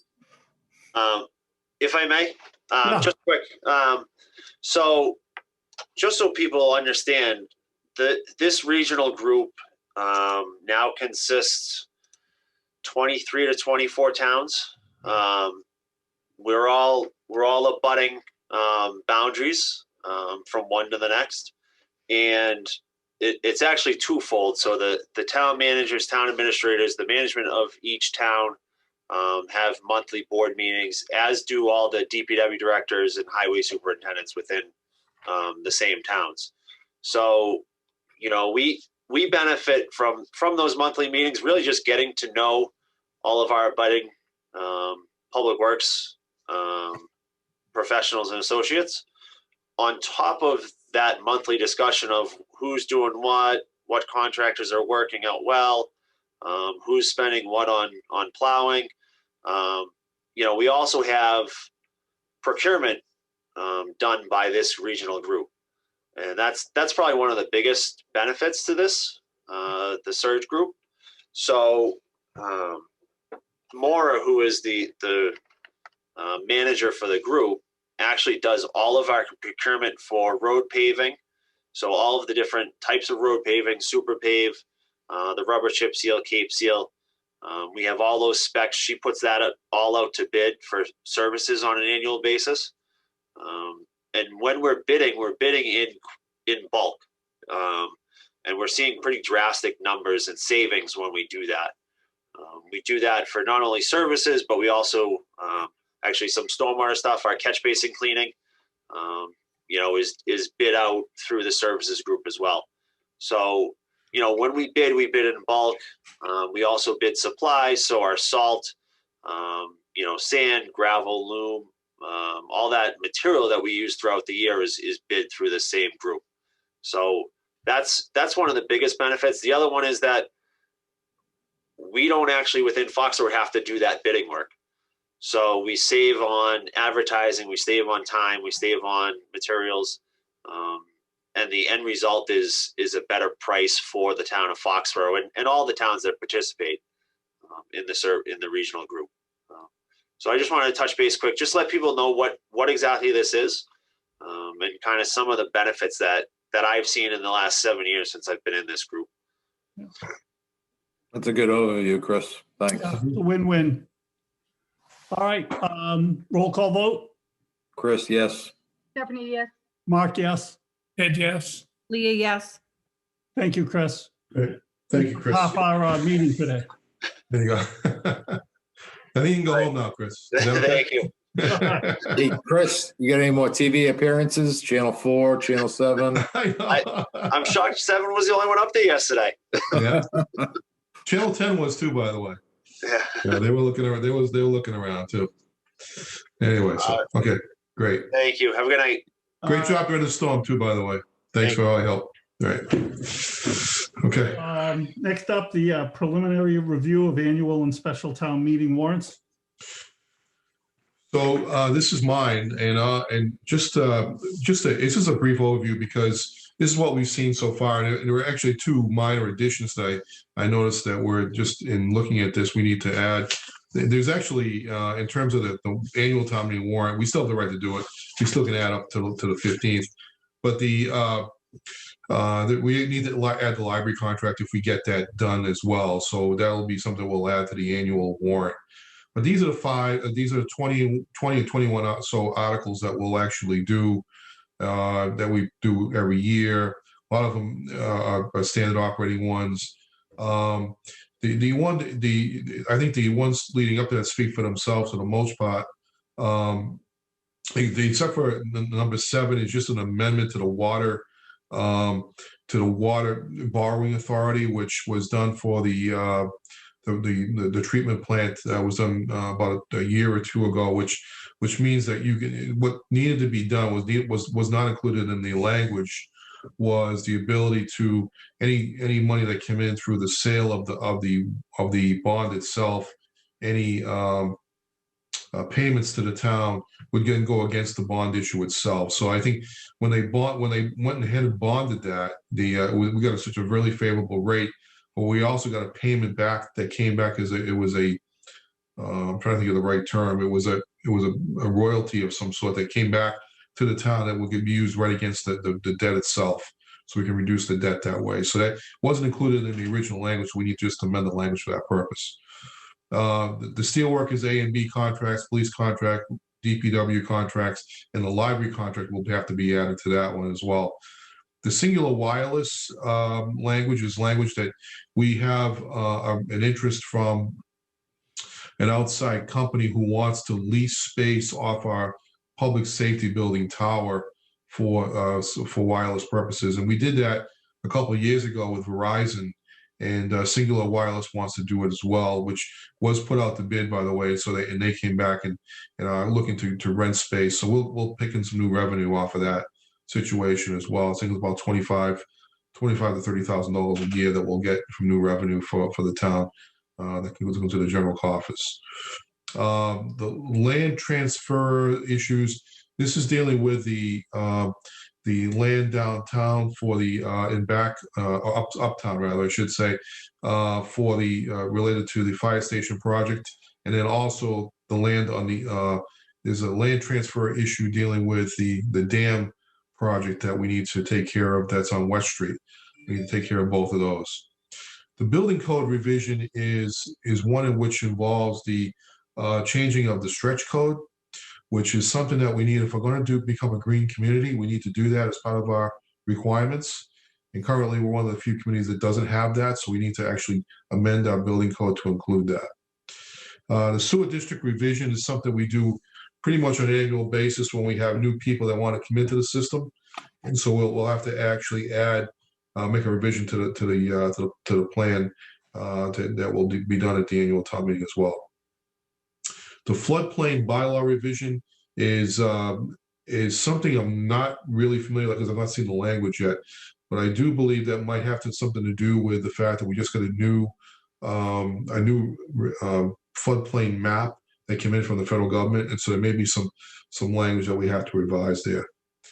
The fixed revenue reference and visual quality of the historic district map. This is strictly a map amendment.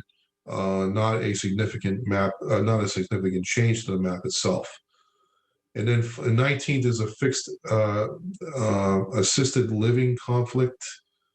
I believe that's a zoning matter that we have to take. That's the issue is that there's been some interest, in terms of housing options to add the ability to have add an apartment or some space to an existing home. That's something that's being looked at by the planning board as well. And the last one is accessory. Accessory, yes, accessory. Assisted living. So is it assisted living or accessory? This is said, I think this is accessory, if I'm not mistaken, Leah. I have not seen the language on this one either, so I'm not 100% sure on that one. So, and in the zoning, we're going to see all this language before you see it at your next meeting. So we'll have a better position, a better understanding of it at that point. And the last one is a zoning change that's been requested by Cresco Labs. And this relates to the sale of marijuana in town, which was addressed by the town about 4 or 5 years ago. And the town at the time was really nervous about looking at and getting involved in this because it wasn't regulated as it is now. And I think, what's changed now is that it's being sold all around us now. So and we're one of the few communities that doesn't allow for it at all. And so this is something that's being revisited again. It's being requested by an outside company who wants to locate in Foxborough, I believe up on Route 1, and is interested in proposing it to the town for consideration. So we'll see how that plays out. And ultimately it'll be up to the town to decide if that's something we want to continue to pursue. All right. The special town meeting warrant, which is something that the board will actually have to formally open and close, and we'll have that as an article or as a motion for your consideration at the next meeting. And that's to address a couple contracts that have to be acted on within this current fiscal year. And then also the next one is to set up a new fund. I'm not sure if it's revolving is the right term there, by the way, but it's the police contract and the steelworkers contract A and B have to be acted on because it's within this current fiscal year. And that was for the 2% contracts. The revolving funds, this is the new fund that we talked about as part of the budget. which is a better budgeting tool as opposed to the one that we've been currently doing, which really confuses the budget each year, and something that I know that several members of the AdCom have been asking for, as well as members of the board had asked for in the past. This is the new approach that that Marie had suggested as part of the budget process this year. We need to establish that.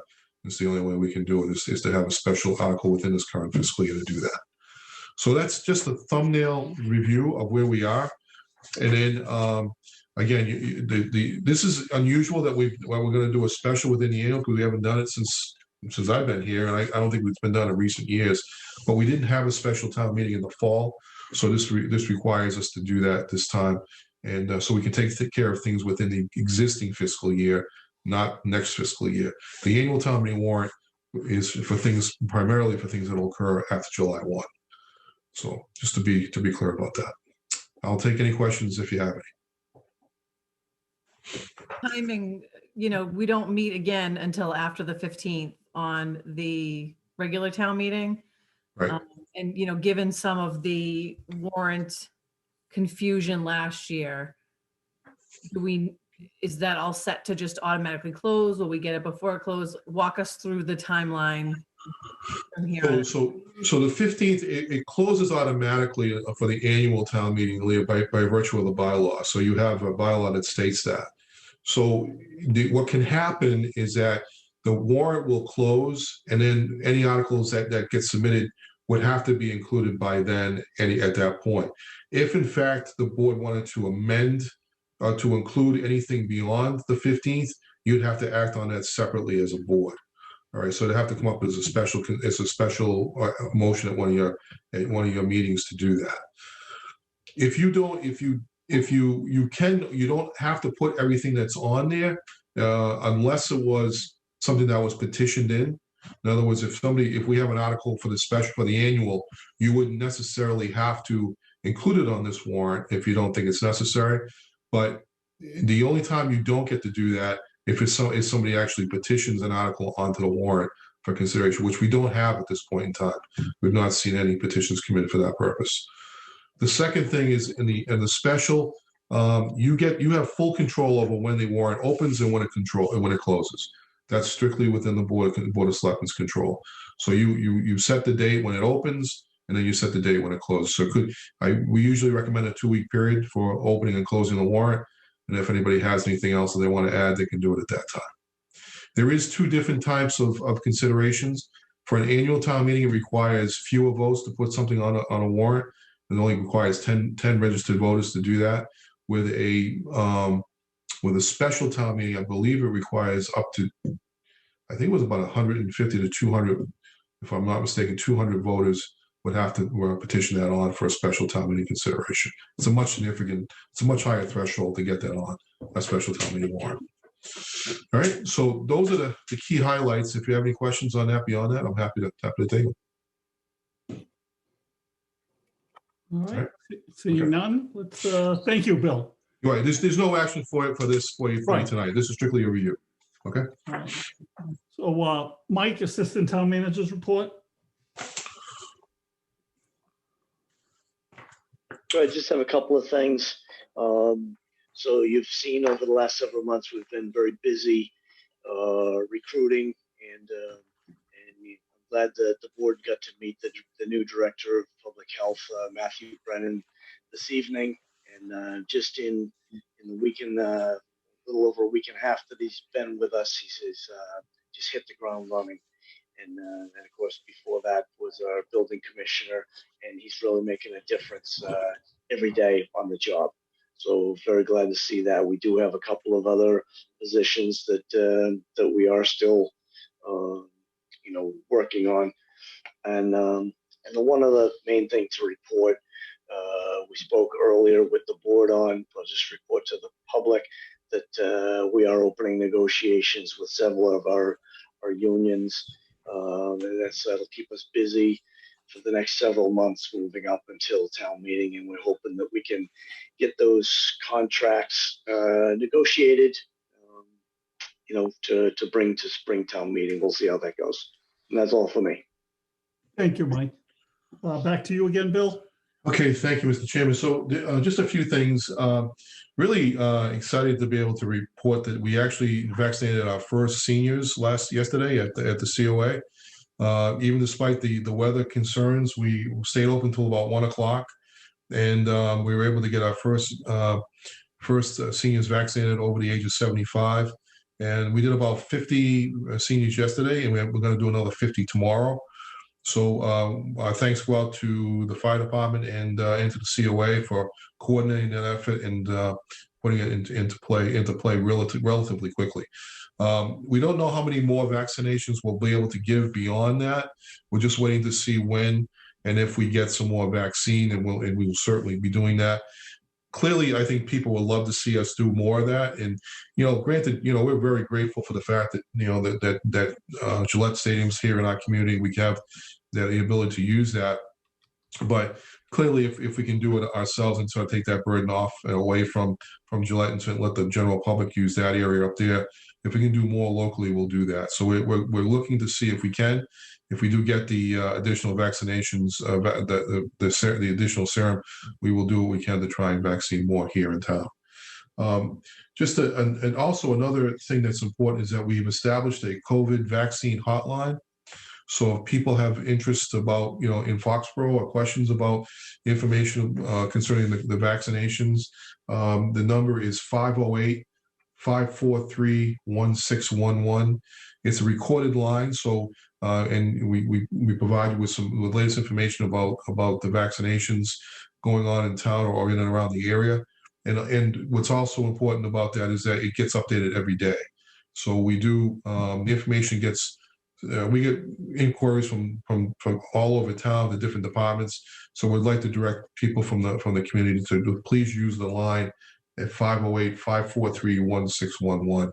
And I'm grateful for Christina and her team to put that together in short order so that we can do that for the good of the community. And then finally, I do have a couple donations that I want to just note that have come in. One is for the veterans, $75 donation for Charles and Arlene Breen, who made a donation in memory of Dave Gaffey.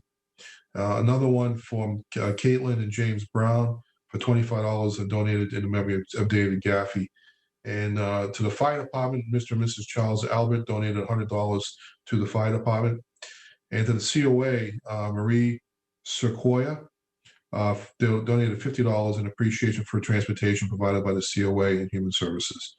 So those are the ones that I've approved under the board's policy to approve donations of $100 or less. And that's all I have, Mr. Chairman. Thank you. Any selectmen update? Well, hold on, Bill, quick question. Sure. On the vaccines, it's awesome that they're doing them. I really appreciate it. Yep. You said over the weekend we were able to get our hands on 400, and now you're saying we only have 100. So yeah, so I thought I was under the impression that we got 400, and it may be true that we get more. So I thought that the impression was 400 initially, but then I just heard from health this morning that it's only been down to it was only 100. So I'll get that clarified, and I'll get that out to you. All right. Thanks. No, good job by everybody getting that done, though. Great. Yeah. Well, I can speak to the number of vaccinations. I know that they had 100 that they were giving out at the senior center for over 75, and that I believe the other ones were going to veterans and seniors who were and the housing authority who were not able to maybe come out, but they're going and doing mobile clinics and that sort of thing. So that was the confusion. Yeah. So we could only give out 100 at the COA center, which was the issue. And the other 300 are being distributed in other resources. Okay. Awesome. Thanks. So thanks, Christina. All right. Selectmen's update. Yeah, Doc, I've got something. I just want to let the board know I've decided not to run for re-election. So I just want to thank family, friends, everybody that supported me over the last 6 years. I want to definitely thank this board and all the other boards that I've served with. Bill, Mike, Christina, everybody else that's been in your office. You guys do a great job, and everybody that helps keep this town running. So appreciate the past 6 years, but time for somebody else. So thanks. You paid your dues, Chris. So thank you very much for your service. I know it's been an interesting 6 years, and we're so glad that we had you aboard. And I, for one, I know speak for everybody in town that's worked with you, has really enjoyed working with you. So thank you. Yeah, thanks. Well, Thank you, Chris, for your kind words and exceptional work. Thanks. Absolutely. Thank you, Chris, and letting the community know that there's a slot open for Board of Yeah, if anybody's interested, I'll tell them it's only an hour a week. It's a real light commitment. Right, Mike? Mike, you remember that? Right? You remember that line, Mike, told. Right? Yeah, hour a week. That's what I was told. Based on tonight's meeting. We try to keep it to at least 2, but sometimes it runs over a little bit, so that's all right. All right. I want to go into action items. I had a couple items too. Oh, I'm sorry. For Selectmen's update. Tomorrow there is going to be a special meeting for the Foxborough Common Business Collaborative in the evening. And it's really going to be getting the uptown businesses with a collaboration with like the JCs and Rec together to talk about 2021 planning, like how do we get people uptown, with everything with COVID and supporting the businesses. So if anyone wants to participate in that meeting, can reach out to me. Paige Duncan in planning is taking a big hand in getting this together, and or Heather Harding in the Uptown Happenings Facebook page. And then I also just happened to notice some good news. Recreation dropped their spring and summer program. So I think as a working mother in town, everyone wants to know, is the summer program happening? Are the sports happening? So if you haven't seen those on Facebook, some good news looks like coming out of Recreation that they do plan to pick that programming back up soon. So watch for that information. Good news. Thank you. Jock, I also wanted just to say that Ed and I met with Chris, Page, Lance, a couple of people from, I think, is it Hiddleston? Is that the company? Just not a long update, just to let everybody know that I think we kind of decided this big project wasn't really what we thought based on our discussions, what we were told there. The time frame to put this together. Chris is going to go ahead and have some discussion about, and help me out here to make sure I don't miss anything. The parking. I think we decided no backup parking. Well, I mean, to have them go forward, it'll still come before us for some type of vote. But we didn't sound like anybody. Oh, also, Ken, what was Ken's last name? The policeman? Ed? Ken Fitzgerald? Was it Ken Fitzgerald? Yeah, Fitzgerald.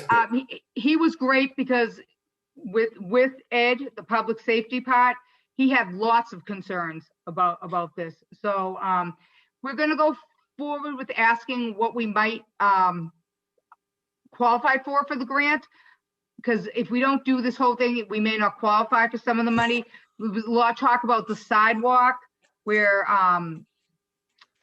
Paige and Chris said they've got lots of complaints about the sidewalk not going around. So Chris is going to sit down with them and have a little more discussion. I don't think we're going forward with such a big plan. And then he will come back to us. So just so you guys have a general idea what was discussed.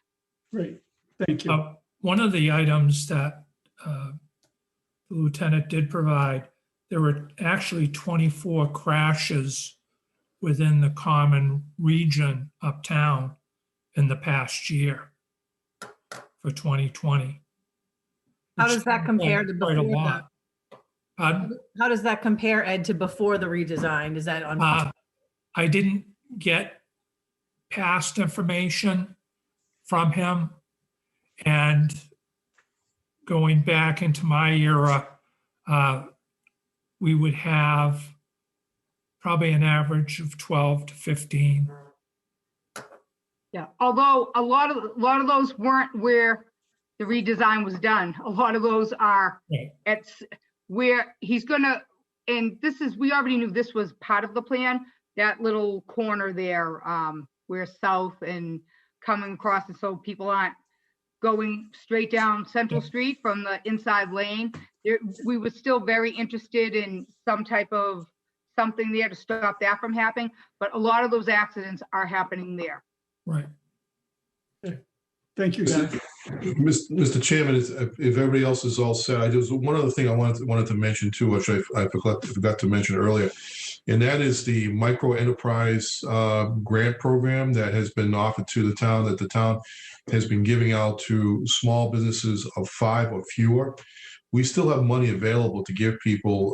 It's a form of a PPP program that we can actually provide for folks who are still struggling as a result of the pandemic.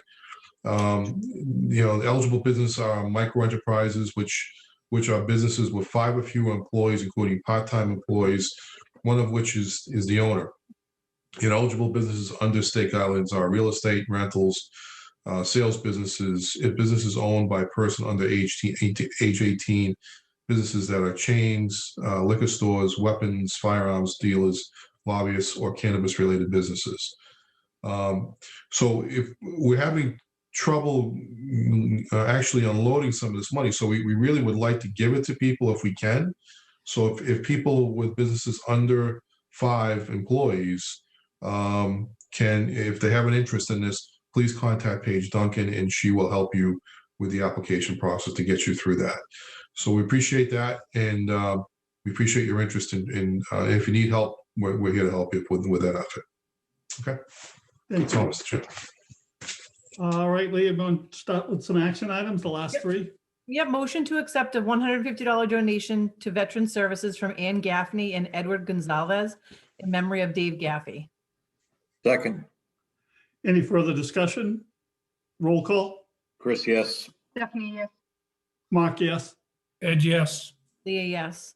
Motion to approve extended hours for CBS Sporting Club on February 13th, March 6th, and March 27th, 2021, to include food service until 2 a.m. with alcohol service to remain as an existing license.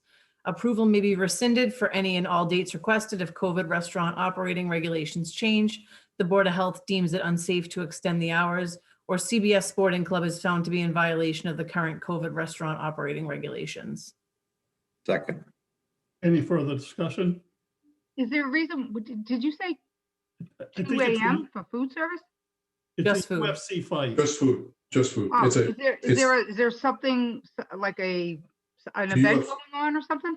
It's a UFC event which runs past midnight. Right. Okay. Thank you. Roll call. Chris, yes. Stephanie, yes. Mark, yes.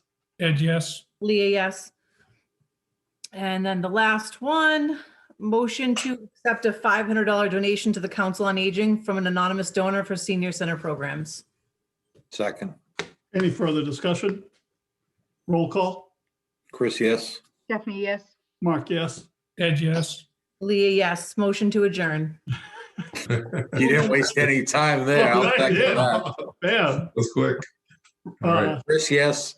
Stephanie, yes. Mark, yes. Ed, yes. Leah, yes. Good night, Good night, everybody. everyone. See you in a couple of Thanks, weeks. guys. Thank Good you. Right.